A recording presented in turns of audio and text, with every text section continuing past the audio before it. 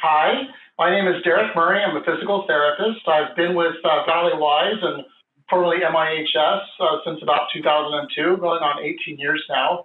I've been at the Burn Center for almost that entire time, about 17 and a half of those 18 years. Yeah, so for me, it's not necessarily a straight path into burn care, as it is for most of us who work in burn rehab, actually. But I became a physical therapist because when I was 18 years old, my plans got derailed temporarily because I was involved in an accident with a drunk driver. I injured my back. At that time, I was into competitive powerlifting and weightlifting. I could not do that for a prolonged period of time. And in efforts to seek relief and to kind of resume an exercise-based healthy lifestyle, I went through medical doctors. I went through doctors of osteopathic medicine. I saw chiropractors. It wasn't until I landed with physical therapy that I found something that not only resonated with me, but actually worked and helped me to overcome my limitations and control my pain and get back to doing the things I love to do. So I thought, hey, this is great. I like to work out. I like to be active, and it really works. So that's kind of why I became a physical therapist and started on this journey many, many years ago. In the process of doing that, the therapy that I'd experienced was kind of a hands-on manual therapy approach, and that's what I thought I would do originally. But I did an affiliation in an acute care hospital, trauma center at the time. It wasn't a burn center, but we did have burn patients. I didn't realize that's where I would end up at the time. And I was hooked. I mean, just in terms of the obvious issues our patients had and the challenges they faced. I started off with spinal cord injury, another lifelong, devastating, impactful injury. And it was great to feel like you were there to try to help people who had so much need placed in front of them and so much of a challenge to overcome. And in my own way, I mean, it's certainly, I'm not comparing what I went through to what burn and spinal cord injury patients go through. It's not even close. And I have such respect for these people who persevere through these injuries. But in my own way, it was giving back for what was given to me. So I felt like I had, lost some of my pursuits, some of my joy in my life, and I was able to rediscover them through physical therapy. And I wanted to carry that same kind of thing forward to patients and make a career out of that. The burn center, landing here, I was terrified to go work burns. I remember at the time we only had 2 physical therapists. I was a staff therapist employed here.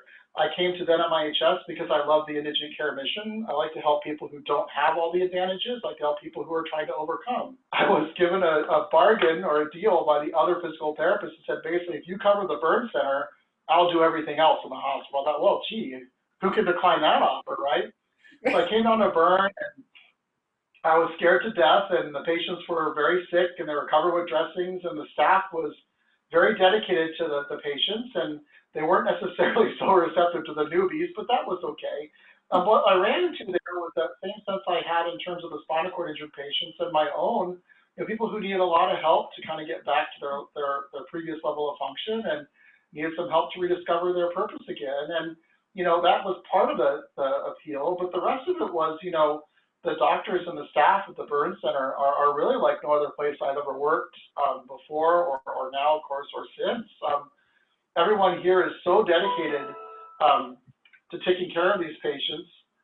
Everyone's committed, and it's a team approach to patient care. So you're never more respected in whatever role you have than when you work for the burn center. There's no cliche top-down doctor demanding you do certain things.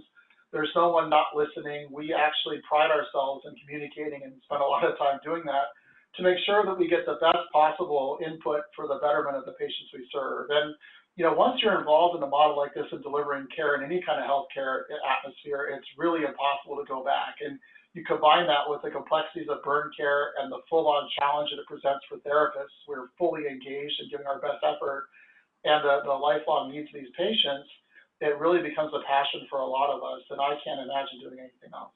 We have had not only our own internal growth as a burn center here, but we have had progressively more, I would say, engaged and committed administrations over the decades that I've been here, trying to deliver quality care to our mission and the patients we serve. And, we now host 15 therapists in the burn center alone. I think the system has probably 30 to 35 therapists. That's just a rough off the top of my head guess. And that's up from 7 therapists overall when I started here. And we had 1 PT and 1 OT for the burn center. So there's really been a deep and steady commitment from Valleywise to provide the kinds of quality rehab interventions our patients need, and they've given us the resources in terms of FTE and human capital to do that. People who are here, and again, I go back to my comments earlier, this is a passion, this is a deep commitment, this is a heartfelt kind of a thing. And, you see people come in and, you welcome them in, you want the help, you want to get them, oriented to what they're doing, you want them to succeed, but not everybody, succeeds in burn care. It isn't necessarily the environment for a person who works in healthcare. And there are absolutely justifiable reasons for that. I mean, the patients are devastated, there's a lot of suffering, there's a lot of difficulty.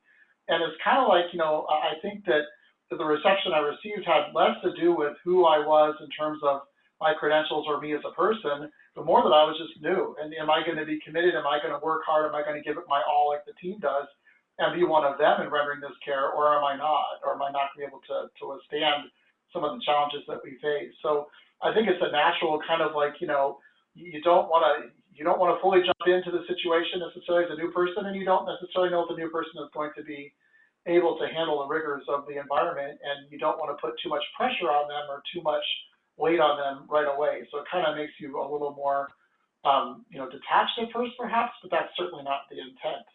As far as the team goes, I mean, it's just being bitten by the bug to take care of patients and help human beings who need something. I think that when others see you, giving your best effort and involved and helping them out and making sure that we get through the daily cares as successfully as we can, being honest, communicating, sharing your passion, advocating for the patients we serve, I think that everything else kind of starts to take care of itself. There's a very similar kind of disposition amongst people who are deeply committed.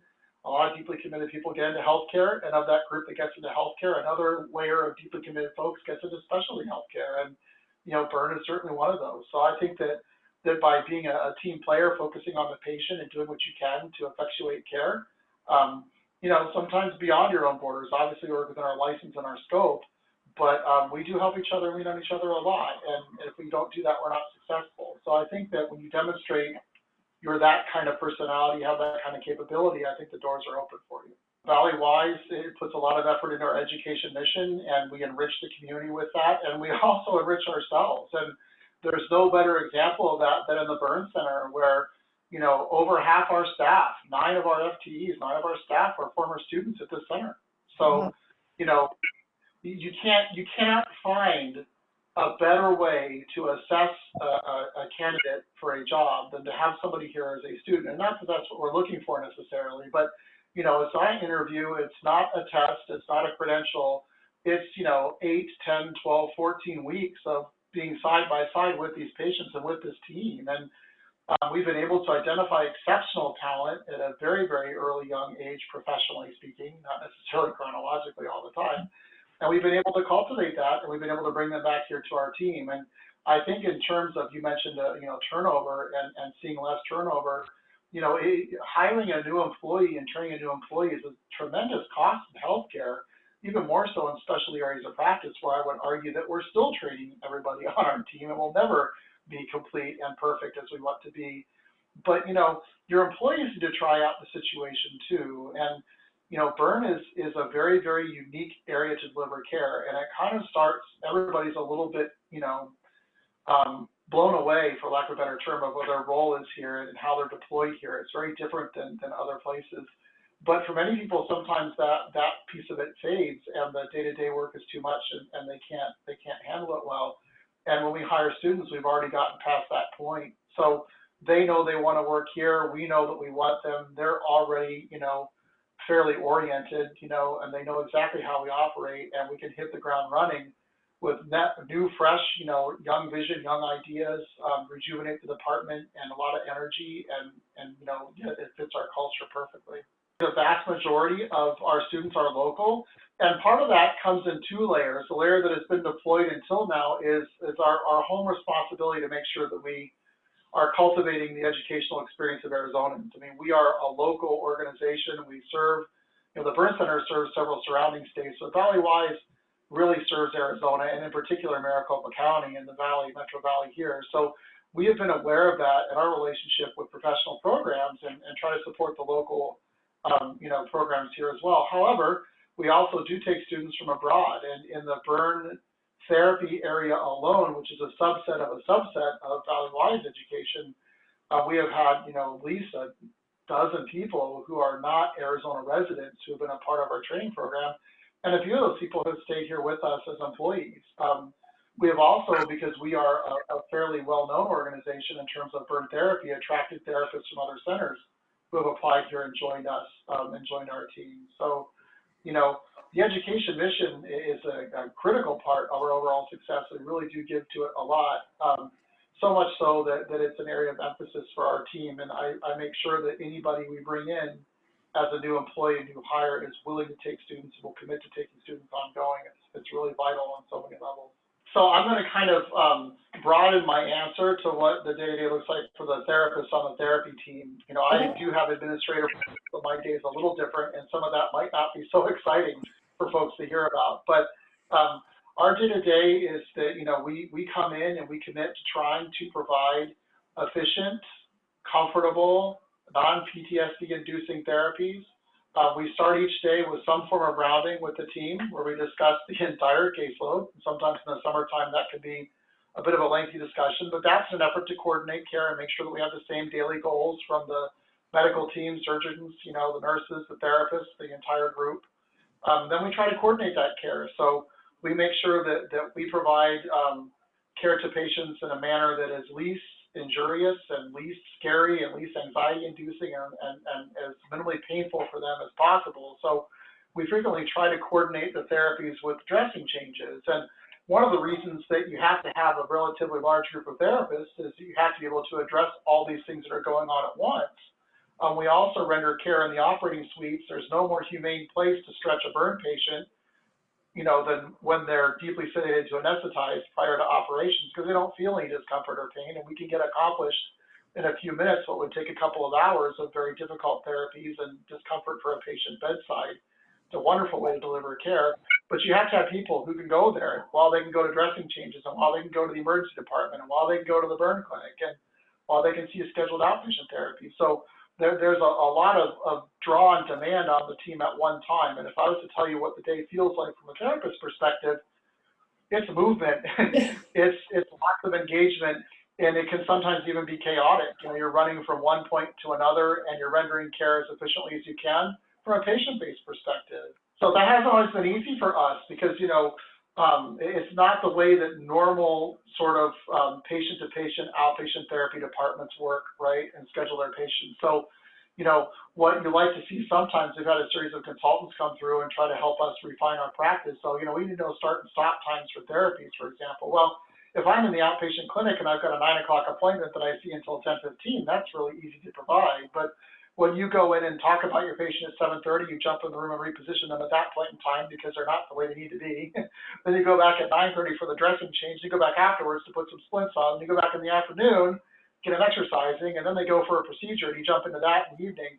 There really is just no way to arrange your day in a serial fashion. You have to be able to jump and go at a moment's notice. And that's why for us, and you see this in other burn centers too, to a degree, we use our PTs and OTs based upon the patient's needs. So you talked about training education earlier.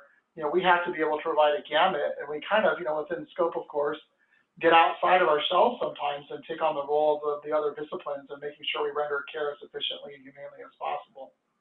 It's a very energetic, very stimulating, very busy day.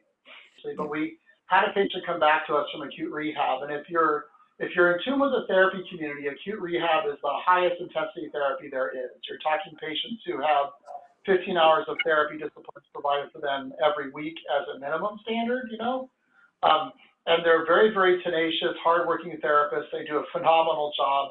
They really push these folks a lot. And so this patient was about a 50% TBSA burn. He was in his, late 30s or so, left our burn center, went to rehab, and he came back to me as an outpatient, walking with a quad cane about 120, 140 feet, and using a wheelchair for community mobility. And this is a guy who, prior to his massive burn injury and very long length of stay, his joy was playing rec league softball.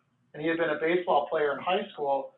He was an athlete, So when you have somebody come back to you from rehab, of all places, the most intense therapy they have, walking with a quad cane and using wheelchair to go out of the house, it's kind of sobering in terms of how you help this person get back to their goals. And he was very clear that he wanted to go back to playing softball again. But you know, in terms of just inspiration for any burn patient, any burn survivor, you know, compared to me, late 30s is young, but late 30s is not young physically for a lot of folks. He was able, over the course of the next few months, like putting in diligent, hard work, to go back to, you know, playing rec league softball again. And I don't mean in the capacity of somebody like, oh, here's the person who was in rehab and they were injured and throw a little pitch out to them and walk to first base. I mean competitive. He was fully engaged. By the time he left here, imagine him walking in with an assistive device. He was sprinting up and down the 15 flights of stairs to get to the therapy department, first floor. He was running 10 miles an hour on a treadmill.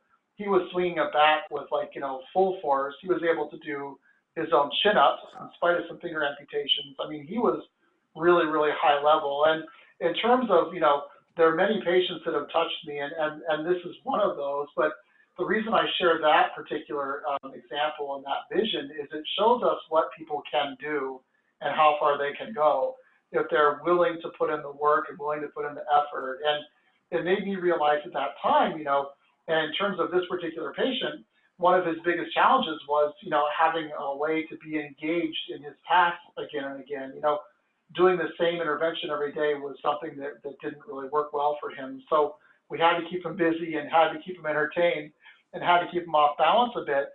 But that's where some of the germ seeds of the idea for wellness first crept in. Like, if we really have a space, a safe space, and he was one who wasn't always comfortable, you know, being seen by the community, right? He had a lot of scarring and scar issues, and he had tried to go to other community gyms to work out, and that didn't work for him because people would focus on his scars, and he wanted to escape from that, you know? But here in the shelter of the burn center, you know, and with us who deal with burn patients, he felt comfortable. And, you know, as long as I could keep him occupied and entertained and busy, he would progress with his therapy. And he took it to such a high level that it really showed us that anything is possible for these patients, as long as we have, you know, the right commitment from them, the right environment for them, and the right equipment to kind of coax out what we need. So that would be the case. I think that's probably most relevant to this discussion, and it's the first one that came to mind as well. So for us, I mean, we have a few specific roles as an organization, and our patients have a few specific needs that just kind of, you know, they kind of converge here almost perfectly. So to back up before addressing your question kind of directly, we provide by far the largest volume of indigent care and underfunded care in the state. I mean, 47% was last I knew of our underpaying and unpaid patient care mix. And the next highest facility was Phoenix Children's at about 13%. So, you know, you've seen all the drives they do and how aware the public is of Phoenix Children's in terms of a donation destination. We handle 3.5 times that burden of underfunded care. And to really engage all of our patients on the burn payer mix is different in some ways, and it's the same in others. We have to have a low-cost alternative if we're really going to get them involved and working to the degree therapies needs them to work to be successful. We have to have an alternative for them that works, and we do. We have a financial assistance program, and we have all kinds of programs here that we offer these patients to try to get them back into the healthcare environment and to engage with their needs. But therapies are very difficult for them because to be effective, you got to go to therapy 3 times a week, you know, maybe 2 times a week in some cases. You've really got to do a lot of it. So coming in and facing that financial burden is just overwhelming for lots of our folks. So, you know, what we're looking at doing with the Wellness Center is a couple of things. One, by having a gym set up, like a community gym almost, but designed around specific research-proven equipment that works for burn patients and the kinds of things burn patients need to accomplish. Offering a membership instead of having a therapy kind of like, you know, regular charge session, and this is all research-proven, and a place to come and be around your peers and be supported by your peers and be seen by other burn patients and not be mixing with folks who aren't going to understand what you're dealing with, really, I think, forms the backbone of the beginnings of the Wellness Center concept. And we have an answer to serve everybody who needs anything who comes here. So instead of saying $90 an hour, which would be, you know, kind of like a negotiated rate for therapies, and I'm guesstimating, you're looking at maybe, you know, $100 a month, and maybe endowment support for that membership to come here. And you can come as often as you want during certain business hours and certain times where the center is open and the wellness center is functioning. And these folks can come in and they can see a therapist for their first visit and get conventional therapy, and they can be set up on an exercise program that can be overseen by technical staff. And they can be in a gym, and they can be working out and engaging in health and wellness. And, you know, all the kinds of things that burn patients deal with, from scarring to pruritus, to just itching, you know, to range of motion difficulties, to decreased endurance and strength, to pain control. All of these things are positively impacted by the right kind of exercise regimen, which is easy to administer if we have the right equipment, we have the right space, and we have the right staff to oversee it. And there really isn't, to be honest, any other facility in the state that is capable of engaging that need like Valleywise. We are experienced in dealing with these kinds of patients, both on the burn side and burn needs, and on the funding side. And we have a large enough footprint, and we have burn directorship and administrative support from Valleywise to make this vision a reality. And once we do that, we can kind of co-locate all the services for these patients in one location. So there are questions about having reconstructive surgery. There are questions about who to talk to about an issue. There are questions about psychological support. All these things can be readily available right in front of them in a place they go to routinely. And that we can embed that within the burn center so patients can walk by the space as they come to their visits, as they come to the ED, as they go down the hall with their inpatient therapist, is really remarkable because it will help coax them forward. And a lot of our really successful patients, you know, we tend to forget that their success hung in the balance, and it hung in the balance of them making a decision to commit to getting better. Like the patient I, you know, used as an example earlier with, you know, going back to playing competitive softball. You got to decide at some point in time you're willing to engage sometimes overwhelming, you know, impairments anyway. I don't want to say they're disabilities or handicaps yet, but certainly impairments. And that takes effort from the patient. I mean, therapy is a participative sport. You can't get it done to you. You have to go do it. So coaching people forward, I've had some people tell me, you know, I would have gotten involved earlier, I just wasn't ready yet, I just couldn't get that push yet. Well, the push will be there in front of these patients all the time, and when they're ready to engage, they will, and when they're ready to engage, and they do engage, we'll be ready for them. Yeah, there are a couple of things I'd like to share that are important, and you know, I'd like to be a little more inspirational with wrapping up this discussion, but the gravity of what I want to share is heavy and it's significant. And so one of the reasons that we really want a wellness center is we want the community to be in touch with itself. Obviously, we want the word of mouth. We want them to know a place to go. And not just for the survivors, but also for the first responders and for Phoenix in general. You know, something can be marketed and shared because there's a problem for burn survivors and that some of them get victimized twice. And this is something I'm very passionate about. I've done research in this area myself. We know that, you know, other places with a willing plastic surgeon, a willing administration, and a wound care nurse will sometimes, I mean hospitals, take burn patients and they'll try to treat them. And they don't have the same approach we have, and they don't have the multidisciplinary centered care, and they don't have anywhere near the same outcomes. And we run into some people, unfortunately, who find us belatedly, and there's already been significant unnecessary damage done. Length of stays, complications, contractures, everything is worse if you're not a verified center based upon the data we have researched here. So, you know, part of my goal in all of this is to ensure that we prevent people from landing in the wrong place for burn care. And, you know, I want them to go to a verified center, and currently the only place that does verification is here. And, you know, I'm convinced our care is the best, and I want to make sure that we catch everybody, you know, and make sure that our first responders know and the community knows what we have here is a bar that is set so high and so engaged with that community that no one else can touch it, and then no one else would try. And that would lead to a more ethical and compassionate handling for this group of patients from our entire community, not just those who are expertly aware of what's going on, but everybody who's here, which would also lead to better outcomes and better reintegration for people who are unfortunate enough to face this kind of pathology. And that is one of my major goals in this, that is something I haven't talked about a whole lot, but it's very important and drives a lot of my passion.